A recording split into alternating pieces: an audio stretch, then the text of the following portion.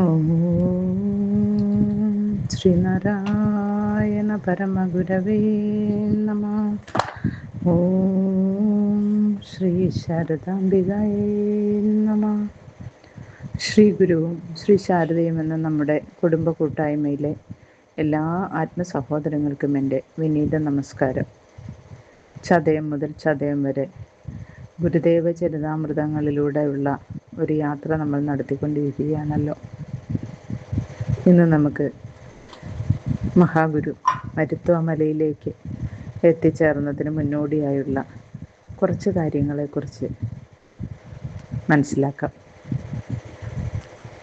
നമുക്കറിയാം, വാരണപ്പള്ളി തറവാട്ടിൽ ഉന്നത വിദ്യാഭ്യാസത്തിന് താമസിച്ചിരുന്ന കാലത്ത് ചാത്തൻ പുലയന് അസുഖം വന്നപ്പോൾ അത് ചില പച്ചമരുന്നുകൾ ചേർത്ത മരുന്ന് കൊണ്ടുപോയി കൊടുത്ത് പൂർണ്ണമായും സുഖപ്പെടുത്തിയ കഥ നമ്മൾ വായിച്ചറിഞ്ഞിട്ടുള്ളതാണ്. ഇങ്ങനെ ഓരോരുത്തരിൽ നിന്നും പറഞ്ഞു കേട്ട് ഓരോരോ ആവശ്യത്തിനായി ധാരാളം ആളുകൾ സ്വാമിയെ സമീപിച്ചു തുടങ്ങി. ചിലർക്ക് തീരാവ്യാധികൾ, അവരുടെ വ്യാധികൾ തീർത്തു കൊടുക്കണം. മറ്റു ചിലർക്ക് സന്താനങ്ങളില്ലാത്ത ദുഃഖം, സന്താന ലാഭത്തിനുള്ള അനുഗ്രഹവും ദിവ്യമന്ത്രവും നൽകണം. മറ്റു ചിലർക്ക് പ്രേതോപദ്രവങ്ങളെക്കുറിച്ച് പറയാനുണ്ട്, ആ ഉപദ്രവങ്ങൾ അകറ്റി കൊടുക്കണം. ഇനിയും ഭർത്താക്കന്മാരുടെ കലശലായ മദ്യപാനത്തിന് വിരാമമിടുന്നതിന് വേണ്ടി അനേക സ്ത്രീകൾ സ്വാമിയെ സമീപിച്ചു. എല്ലാവരെയും തികഞ്ഞ ശാന്തതയോടുകൂടി സ്വാമികൾ സ്വാഗതം ചെയ്തു. അത്യന്തം കാരുണ്യത്തോടുകൂടി പെരുമാറുകയും അവരുടെ പ്രശ്നങ്ങളെക്കുറിച്ച് ചുരുങ്ങിയ വാക്കുകളിൽ ചർച്ച ചെയ്യുകയും ചെയ്തു. സ്വാമിയുടെ ഉജ്ജ്വലമായ മുഖകാന്തി നിമിത്തം സ്വാമി അമാനുഷ്യനാണെന്ന് തന്നെ ആളുകൾ കരുതാൻ തുടങ്ങി.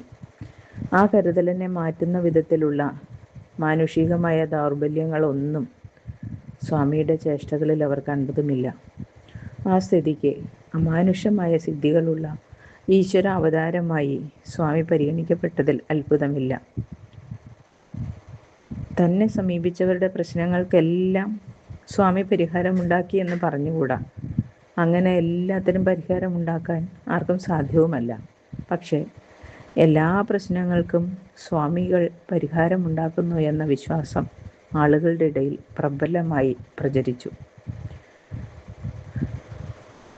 അതിനെ അടിസ്ഥാനമാക്കി സ്വാമിയുടെ ഒരു ജീവചരിത്രകാരൻ ഇങ്ങനെ എഴുതിയിരിക്കുന്നു: ചെല്ലുന്ന ദിക്കിലെല്ലാം കുഷ്ഠം മുതലായ മഹാരോഗം പിടിപെട്ടവർ സ്വാമിയുടെ അടുക്കൽ വന്നു ചേരുകയും ഏതെങ്കിലും ഒരു പച്ചിലയോ എന്തെങ്കിലും ഒരു ഭക്ഷണ സാധനമോ എടുത്തു കൊടുത്ത് അവരുടെ രോഗങ്ങളെ ഭേദപ്പെടുത്തുകയും ചെയ്തിരുന്നു. ബ്രഹ്മരക്ഷസ്, അപസ്മാരം മുതലായ ഉപദ്രവങ്ങളാൽ വളരെ കാലം കഷ്ടത അനുഭവിച്ചിരുന്ന രോഗികൾക്ക് സ്വാമിയുടെ ദർശനത്താൽ തന്നെ പൂർണ്ണ സുഖം സിദ്ധിച്ചിട്ടുണ്ട്. അനവധി കുട്ടിച്ചാത്തന്മാരുടെ ഉപദ്രവങ്ങളെയും സ്വാമി വിലക്കി മാറ്റിയിട്ടുണ്ട്. നാനാജാതിക്കാരായ ഹിന്ദുക്കളുടെ ഇടയിൽ പല മാന്യ തറവാടുകളിലുമുള്ള വന്ധ്യകൾ സ്വാമിയുടെ കൈകൊണ്ട് നല്ല പഴമോ മറ്റോ വാങ്ങി ഭക്ഷിക്കുകയോ സ്വാമിയുടെ അനുഗ്രഹവാക്ക് ലഭിക്കുകയോ ചെയ്ത ശേഷം താമസിയാതെ ഗർഭം ധരിച്ച് പ്രസവിച്ചിട്ടുണ്ട്. ഒരിക്കലും കുടിവിടാത്ത മദ്യപന്മാരുടെ മദ്യപാനവും സ്വാമി നിർത്തിയിട്ടുണ്ട്. സ്വാമിയുടെ വാക്കിനെ ലംഘിച്ച് കൊതി കൊണ്ട് വീണ്ടും മദ്യസേവ തുടങ്ങിയ ചിലർ ഛർദ്ദിക്കുകയും ചെയ്തിട്ടുണ്ട്. ഇങ്ങനെ ധാരാളം ആൾക്കാർ രാവിലെ തുടങ്ങി വൈകുന്നേരം വരെ സ്വാമിക്ക് ചുറ്റും വലയം ചെയ്തിരുന്നതുകൊണ്ട് ഇവരുടെ മദ്യത്തിൽ നിന്നകന്ന് ഏകാന്തതയിൽ കഴിഞ്ഞുകൂടുക സ്വാമിക്ക് പ്രയാസമായി തീർന്നു.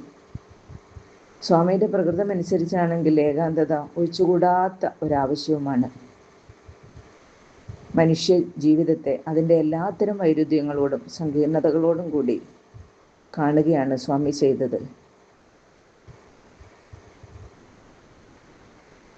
മനുഷ്യൻ്റെ ദുഃഖഭൂയിഷ്ടമായ ജീവിതത്തിൻ്റെ രഹസ്യമന്വേഷിച്ച് ഇറങ്ങിയ സ്വാമിക്ക് ആ പ്രഹേളികയിൽ നിന്നും കരകയറാൻ ഒരന്വേഷണം തുടർന്നേ പറ്റൂ. അതിനുവേണ്ടി ആരാധകരുടെ മധ്യത്തിലിരുന്നാൽ സാധ്യമാവില്ല. ഏകാന്തതയ്ക്ക് വേണ്ടി വെമ്പൽ പൂണ്ട സ്വാമിയുടെ മുമ്പിൽ അയ്യാ ഗുരു കൊടുത്ത നിർദ്ദേശമനുസരിച്ചിട്ടാണ് സ്വാമികൾ മരുത്വാമലയിലെ പിള്ളത്തടം ഗുഹ കണ്ടെത്തുന്നതും അവിടെ ദീർഘനാൾ തപസ്സനുഷ്ഠിക്കുന്നതും. ഇത്രയും പറഞ്ഞുകൊണ്ട് എൻ്റെ വാക്കുകൾ നിർത്തുന്നു. നന്ദി, നമസ്തേ.